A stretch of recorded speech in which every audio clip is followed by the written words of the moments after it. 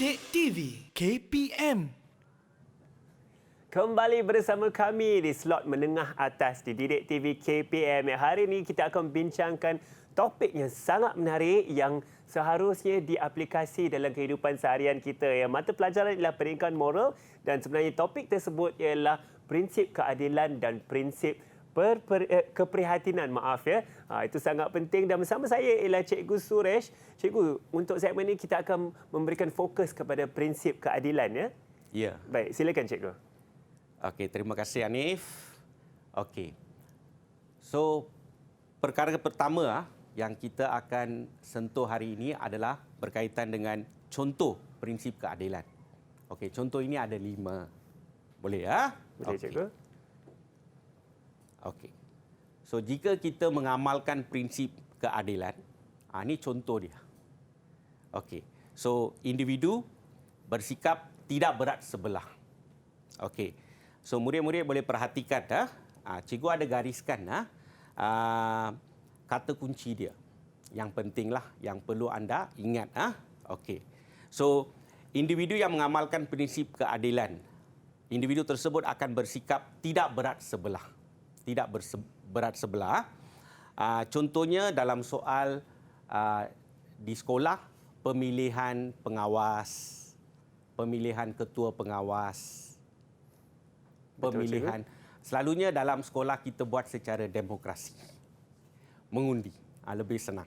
Betul. Okey. Selepas itu yang kedua, individu beri layanan sama rata. So, layanan sama rata maksudnya individu tersebut tidak akan melihat mengira status sosial dia. So, individu itu berada ke, miskin ke. Nampak? So, mereka tidak ambil kira status sosial lah. Semuanya diberi layanan yang sama rata. Dan untuk ini, cikgu kena bagi you tips lah. Nak ingat benda ini tak susah. Kamu kena ingat satu perkara saja, iaitu dia ada fairness. Tadi, fairness. Kamu kena ingat fairness. Maksudnya dia sama rata. Boleh? Okey. Contoh yang ketiga, murid boleh perhatikan, individu akan menghormati hak individu dia. Hak individu. So, menghormati hak itu adalah rights. Yang itu murid kena ingatlah, rights. Okey. Contoh yang paling senang adalah golongan OKU. Okey, so golongan OKU dalam sekolah kita bagi peluang kepada murid OKU untuk belajar. Betul. Dan kita kena sediakan tandas khas untuk mereka. Nampak? Dan kita kena sediakan peralatan untuk mereka, membantu mereka belajar. Okey? Serupa juga dalam syarikat. Kita kena bagi peluang kepada pekerja OKU juga. Okey? So, kita tidak boleh diskriminasi mereka disebabkan oleh kekurangan fizikal dia lah. Betul, tubuh cikgu. badan. Okey. Selepas itu contoh yang keempat, individu bersikap adil dalam mengagihkan sumbangan atau bantuan. Boleh? Okey. So, bila kita contohnya katakan isu banjir, maka kita hulurkan bantuan kepada semua tanpa mengira latar belakang mereka. Betul, cikgu. Nampak? Yang baru-baru ini kita boleh nampaklah. Okey. Dan yang terakhir, contoh prinsip keadilan adalah individu akan bersikap rasional. Rasional maksudnya terutamanya semasa nak buat pertimbangan moral, individu kena fikir baik buruk sekiranya kita ambil sesuatu tindakan. Nampak? Serupa dekat sekolah lah kadang-kala. Situasi murid membuat kesalahan dan sebagainya. So, kadang-kadang kita kena timbangkanlah apa akan berlaku ke atas pelajar, ke atas murid kalau kita nak terus beri hukuman berat kepada mereka. Hukuman paling berat untuk murid adalah dibuang sekolah. Tapi dalam keadaan biasa selalunya guru-guru memang mereka akan fikir Kalau boleh kita tidak mahu membuang mereka. Setuju je. Nampak ah? Betul. Okey. So kita kena bersikap rasional lah. Boleh ah? Sebab kita kena tengok kesan dia. Lebih baik dia berada di sekolah dan kita membetulkan sikap dia fasa demi fasa. Kita tak boleh terlalu drastik sangat kadang-kala ambil tindakan ke atas murid yang bersalah. Boleh? Kerana nanti ada kesan jangka panjang, jangka cikgu, panjang. bukan hanya dibuang sekolah saja, tetapi adakah mereka boleh sambung belajar kemudian dengan dapat kerja lagi, dan itu semua ada impak kepada ekonomi negara juga dan sosial. Ya. Saya setuju. Okey. So, selepas contoh, kita ada bahagian masih lagi dalam prinsip keadilan, iaitu kepentingan dia. Okey, kepentingan membuat keputusan menggunakan prinsip keadilan. Ya. Okey. So, dia ada 3 kepentingan. Kepentingan semua ada 3. Contoh ada 5. Okey. Okey, kepentingan dia, okey, yang pertama itu tidak menjejaskan kepentingan orang lain. Okey, so bila kita buat keputusan itu, biar keputusan kita tidak menjejaskan kepentingan orang lain. So kita kena selalu ada elemen kepedulian sikitlah.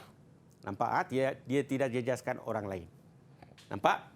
Okey, selepas itu ada satu lagi perkara iaitu kita kena jaga hak kemanusiaan sejagat. Hak kemanusiaan sejagat. Sebab hak ini kita panggil rights. Okey, so kita kena pastikan kita kena tengok secara holistik, iaitu sejagat, secara global. Nampak? So kita tak mahu hak manusia terjejas. Boleh? Okey. Dan yang perkara yang ketiga itu, kepentingan ketiga adalah kita kena bela nasib golongan yang tertindas dan mengelakkan perselisihan faham. Nampak? So golongan yang tertindas ini kadang-kala kita nampak kadang-kala golongan yang tertindas ini kadang-kala mereka tak berkemampuan. Nampak tu? So mereka nak dapatkan keadilan kadang-kala, tapi dalam Malaysia kita ada banyak saluran dia untuk bantu yang golongan yang kurang berkemampuan pun ada saluran untuk mendapatkan bantuan. Boleh? Okey, dapat. So kita bela semua orang lah dalam Malaysia. Sebab manusia ini pelbagai. So kita kena pastikan semua orang dapat menjaga hak mereka. Boleh? Boleh, okey, cikgu. dapat. Saya setuju. Okey. Okay. Baiklah cikgu, sekarang seperti yang cikgu telah jelaskan, ada 3 kepentingan untuk ketika kita membuat keputusan menggunakan prinsip keadilan. Ya. Cikgu ada soalan untuk menguji pemahaman saya mengenai prinsip keadilan. Okey, Hanif. Ya, cikgu. Okey. Kita dah masuk bahagian kepentingan. Betul. Cikgu nak uji Hanif boleh ingat tak daripada 5 contoh prinsip keadilan tadi? Betul. Okey. Hanif boleh nyatakan 3 daripada 5 tu. Boleh ingat tak? Saya akan cuba, cikgu. Daripada Okey. 5, saya ingat yang satunya ialah tidak berat sebelah.